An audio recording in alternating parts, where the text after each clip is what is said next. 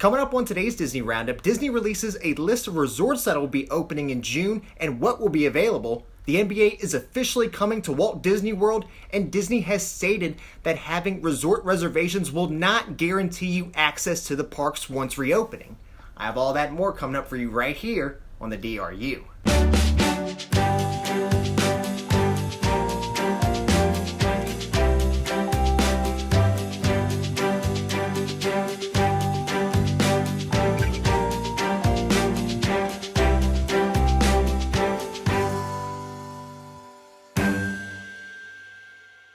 Hey, it's Jeff, everyone, and welcome to the Disney Roundup, where I bring you up to date on what's going on with the Walt Disney Company and Disney parks each and every single week. If you're new to my channel, please go ahead and hit that like button for me, and also subscribe to my channel to receive the Disney Roundup each and every single week. And you can also download the Disney Roundup on podcast.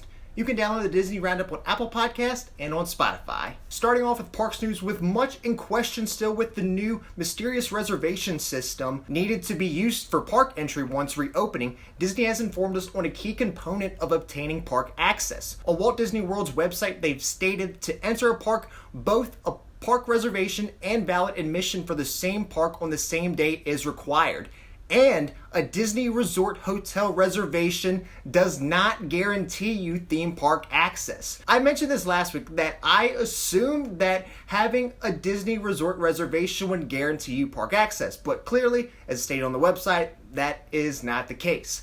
So my thing is, I don't like this at all. I think it's a terrible idea and a situation to put guests in, because if guests are going to be flying or traveling to Florida, if they're paying to stay on property, if they already had valid tickets for the days that they're staying, or if they're an annual pass holder, and that does not guarantee them park access. I just do not like that idea, and I don't know why Disney is going about it like this. So if this truly is the case, I don't understand of opening up the resorts now or running the Magical Express, because I feel like you're not going to get as many reservations now as you would if you would guarantee guests park access with the reservation system and having a resort reservation, because people aren't going to travel to pay to stay on property not knowing if they'll be able to get into the parks or not. And I'm sure even locals who are probably dying to get into the parks were probably going to make reservations just to lock in and guarantee that they would be able to visit the parks.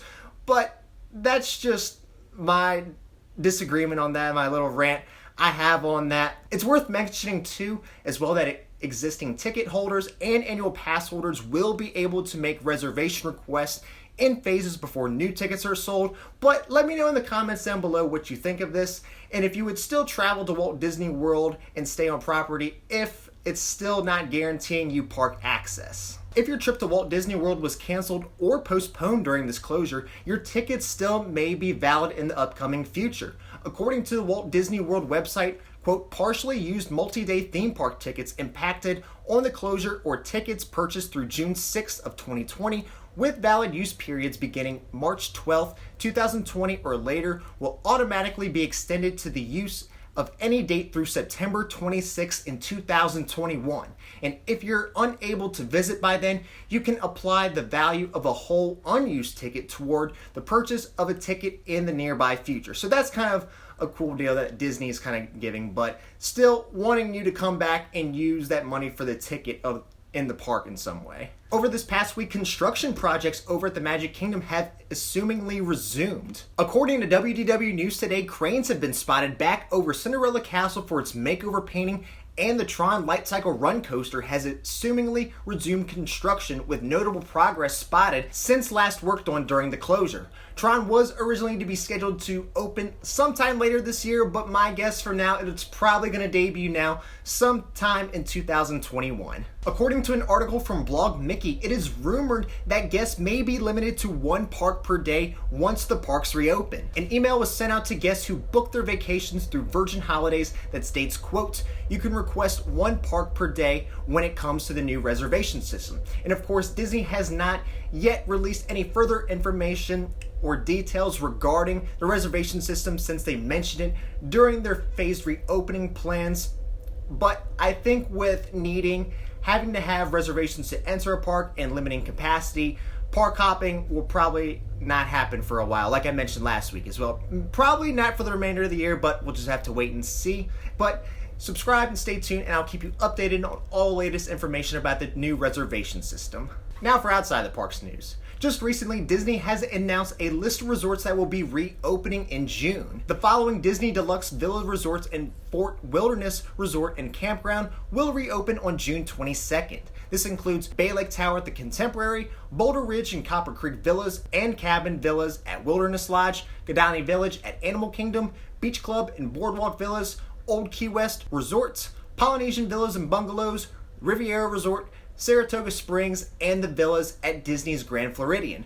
Note too that face coverings will be required for guests ages 2 and up in all public areas except for while swimming or seated for dining. Additionally, the following restaurants will be open at these resorts as well. At the Contemporary, pretty much everything's open here except for the California Grill. Here's a look at Wilderness Lodge, what's open there. And over at Animal Kingdom, luckily Sanaa's going to be opening. Look over at Yacht and Beach Club. Beaches and Cream Soda Shop will be reopening. Over at the Boardwalk, you have a larger option of restaurants over there. And here's a look over at Old Key West Resorts. Here's the options you'll have over at the Polynesian and Disney's Riviera Resort. And the only place that will have character dining for the reopening, but will have adjustments in some ways, Saratoga Springs, the Grand Floridian Resort and Spa, and Disney's Fort Wilderness Resort and Campground. So a plethora of places to eat when the resorts reopen. A lot of popular ones won't be reopening though, including, like I mentioned, Ohana,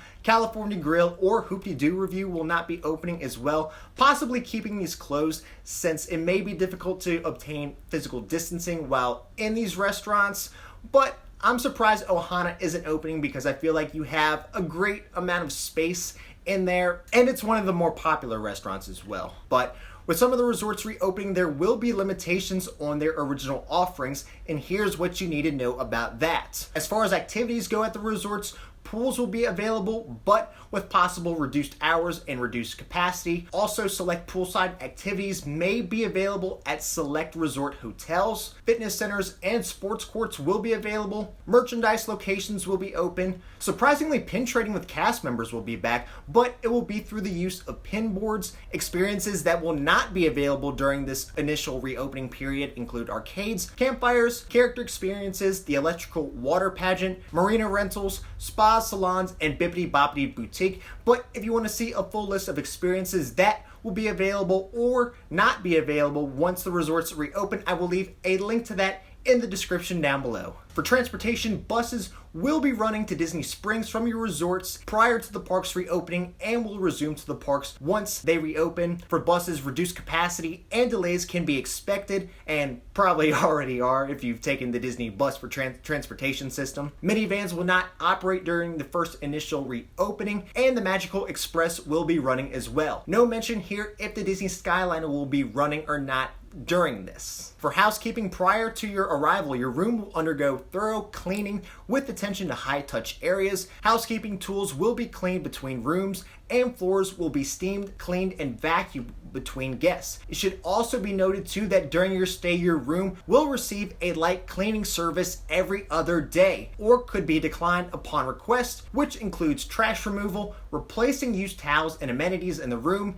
and cleaning off the vanity and counters and vacuuming if needed. So if you're going to be staying 2 nights, it doesn't look like you're going to be receiving housekeeping then. Additionally, with the resort's in-room celebrations will not be available. Resort airline check-in service may temporarily be unavailable, and that's all Disney has listed regarding that on their website, but it's definitely something you want to clarify if you're flying in and want to use that luxury that the Magical Express offers. Additionally, a key point of information you need to know is that Disney is waiving Disney imposed cancellation fees up to the date of check-in with reservations of arrivals through October 3rd. So something to make note of if you're considering canceling your vacation this year or not. Even though Walt Disney World has begun reopening the resorts, you may want to check if you're eligible of roaming the resort before traveling there. Recent orders from Florida Governor Ron DeSantis have directed that individuals entering Florida from the tri-state area of New York,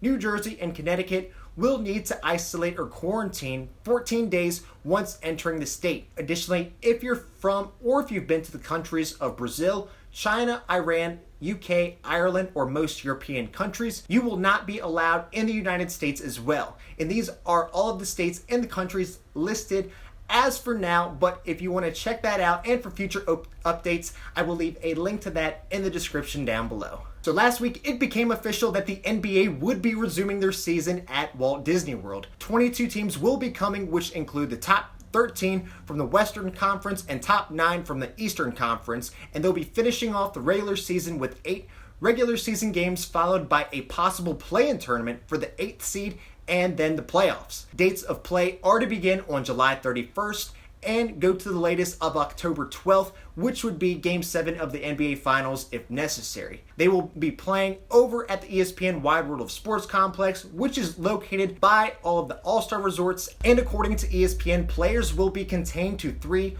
on-property resorts which have not been named yet. Additionally, as rules for players go, according to ESPN NBA insider Adrian Wojnarowski, quote, "For those visiting Walt Disney World this summer and hoping to see an active NBA player roaming the parks and getting on rides, well, the National Basketball Players Association made it clear that won't be happening for players nor family members joining them." So are they just expected to stay in their rooms the whole time when they're not playing basketball? Probably not. Additionally, according to NBA insider from The Athletic, Shams Charania, that if players leave Orlando area, they will have to quarantine for at least 10 days and have 2 negative coronavirus tests as well. As for now, fans will not be able to attend the rest of the games, but if for any reason that changes, I assume you'll probably have to go through the same procedures as you would going to a park or Disney Springs of wearing a mask and temperature screenings, and it's probably going to cost you quite a bit too since they're only playing at one location. But I think it would be pretty cool to see all the players play in one spot. I like this idea. I'm glad that sports are coming back and it's coming to Walt Disney World. Alright everyone, well that's all I have for you for this week's episode of the Disney Roundup. If you enjoyed it, please make sure to hit that like button for me, and don't forget to subscribe to my channel to receive the Disney Roundup each and every single week. And just a reminder, you can download the Disney Roundup on podcast, you can download the Disney Roundup on Apple Podcast and on Spotify. Well that's all I have for you for this week, and until next time, we'll see you on the DRU.